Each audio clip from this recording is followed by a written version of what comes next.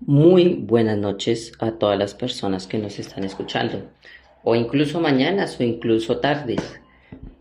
Antemano les pido unas disculpas por la demora de no subir los capítulos, pero voy tratando poco a poco. Igualmente, esto es algo que siempre iré a hacer porque el amor a los libros nunca se perderá. Vamos, digo yo, antemano felicitarnos a todos los que estuvimos escuchando este audiolibro, porque hoy vamos a terminar el libro. Hoy ya llegamos al capítulo de conclusión y ya literal terminamos un libro que pues fue mi primer como segmento audiolibro, si les gustó mucho y de verdad muchas gracias por eso, porque seguiré subiendo más libros. Entonces, sin darle más preámbulo, vamos a continuar. Teoría del conocimiento, Johannes Jensen. Conclusión: la fe y el saber. El objeto de nuestra empresa era profundizar el saber humano y fundamentarlo filosóficamente. Ya hemos observado que el conocimiento humano no se restringe al mundo fenoménico, sino que llega más allá, hasta la esfera metafísica, para alcanzar una visión filosófica del universo. Sin embargo, la fe religiosa también ofrece una interpretación del sentido del universo. Es lícito, pues, preguntarse cuál es la relación que existe entre la religión y la filosofía. Entre la fe religiosa y el conocimiento filosófico, dicha relación ha sido definida de muy diferentes maneras.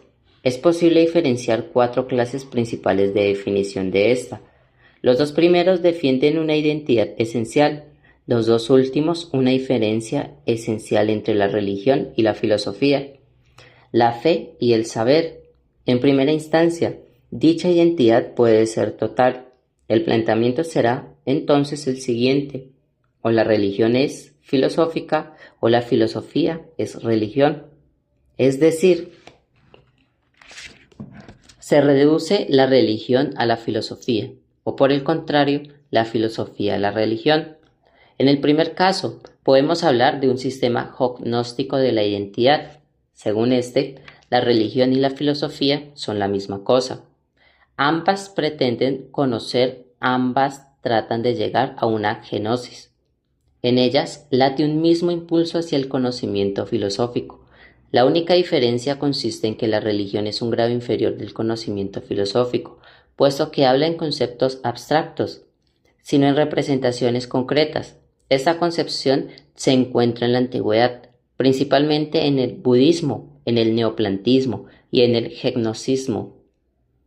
En la Edad Moderna, en Spinoza, Fichte, Schelling, Hegel y Evan Hartmann, en el segundo caso resulta el sistema tradicionalista de la identidad. Según él, toda filosofía se reduce a la religión.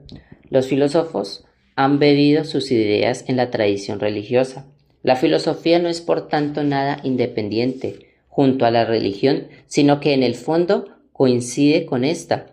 Esta concepción ha sido definida particularmente por los filósofos y teólogos franceses de Maistre, de Bonald y la Menadis. Asimismo, puede defenderse una identidad parcial en vez de una identidad total. Entre la religión y la filosofía, ambas se identifican parcialmente porque tienen determinada esfera común. Esta esfera común es la teología natural, escolástica, o la teología racional, filosofía de ilustración. La misión de esta teología consiste en demostrar la existencia de Dios y definir su esencia mediante las fuerzas naturales de la razón. Haciendo esto, pone la base para la fe sobrenatural. Esta tiene, pues, un fundamento racional. La religión reposa materialmente en la filosofía, la fe en el saber. San Tomás de Aquino y la teología filosófica orientada por él son las que principalmente han definido en este sentido la fe relación entre la fe y el saber. Los sistemas dualistas se oponen a los sistemas de la identidad. Puede tratarse de un dualismo extremo o de un dualismo moderado. El primero separa completamente ambas esferas. La esfera del saber es el mundo fenoménico. la esfera de la fe, el mundo suprasensible. No hay un saber de este último. La metafísica es imposible como conciencia. El fundador de esa concepción es Kant. La teología protestante del siglo XIX está dominada por ella, en su mayor parte. Así sucede principalmente con Reich y su escuela según el dualismo moderado. La religión y la filosofía son dos esferas esencialmente distintas, que se tocan, empero, en un punto. Este punto de contacto es la idea de lo absoluto, según la concepción del dualismo moderado. La metafísica es posible como conciencia, y esta ciencia puede llevarnos hasta lo absoluto, hasta el principio del universo. Este constituye, por ende, el objeto común de la religión y la filosofía, pero ambas lo definen desde puntos de vista enteramente distintos. La filosofía desde un punto de vista cosmológico racional, la religión desde un punto de vista ético-religioso. En aquella, el resultado es la idea de un principio espiritual del universo. En esta, la idea de un Dios personal. Esta concepción ha sido defendida varias veces en la filosofía moderna y últimamente de un modo consciente y sistemático por Scheler, que ha encontrado para ella el nombre de sistema de la conformidad. Si hemos de asumir una posición crítica ante las diferentes definiciones de la relación, estaremos de acuerdo con Scheler en cuanto a su pronunciamiento contra los sistemas de la identidad.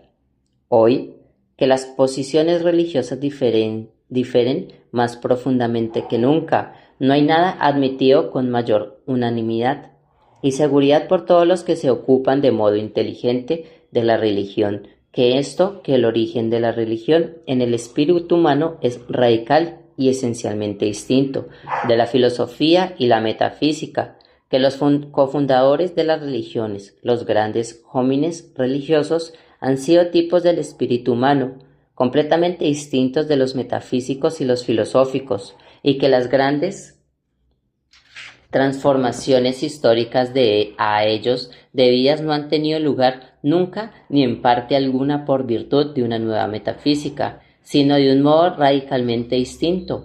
Bohm, Ewing y Mencher. Con esto queda demostrada la inexactitud, no sólo del sistema de la identidad total, sino también parcial. Este último descansa igualmente en un desconocimiento de la diferencia entre la religión y la metafísica, aquella que ya nos hemos referido anteriormente. Cuando los defensores de la teología natural o racional creen poder llegar hasta el objeto de la religión, lo divino, por el camino de las demostraciones metafísicas racionales, no ven que la religión y la metafísica son esferas esencialmente distintas y que, por ende, es imposible el tránsito de una a la otra. También hemos podido mostrar que el principio medio de que sirven los defensores de la teología natural, el principio de causalidad, no tienen el carácter lógico y epistemológico que debería tener para cumplir el fin que se le encomienda. Finalmente, puede mostrarse sin dificultad que las supuestas demostraciones metafísicas puramente racionales nacen, en realidad, de una actitud religiosa, de tal suerte que puede decir con Scheler, con tales racionamientos y demostraciones, no sirve de base a la religión, sino a la inversa. Se basa en la religión. Esto implica el hecho psicológico, en otras formas completamente incomprensibles, de que las pruebas de la existencia que Dios presuntamente tan rigurosa solo dan impresión sobre aquellos que ya son creyentes y se encuentran en actitud religiosa, mientras fracasan justamente en aquellos que se están en actitud puramente racional crítica. Esta peculiar psicología de las pruebas de la existencia de Dios arroja una clara luz sobre el carácter lógico y epistemológico. Ante tantos intentos de fundir la religión y la filosofía, la fe y el saber, hemos de sostener enérgicamente que la religión es una esfera del valor totalmente autónoma. No reposa en otras esferas del valor, sino que descansa íntegramente sobre propias bases. No tiene el fundamento de su validez en la filosofía ni en la metafísica, sino en sí misma, en la certeza inmediata peculiar al conocimiento religioso. El reconocimiento de la autonomía epistemológica de la religión Depende, pues, de que se admita un conocimiento religioso especial, cuando, al tratar el problema de la intuición, pusimos de manifiesto este conocimiento que caracterizamos más concretamente como un conocimiento inmediato, intuitivo. Sentamos la base de la teoría de la autonomía de la religión que afirmamos y defendemos ahora.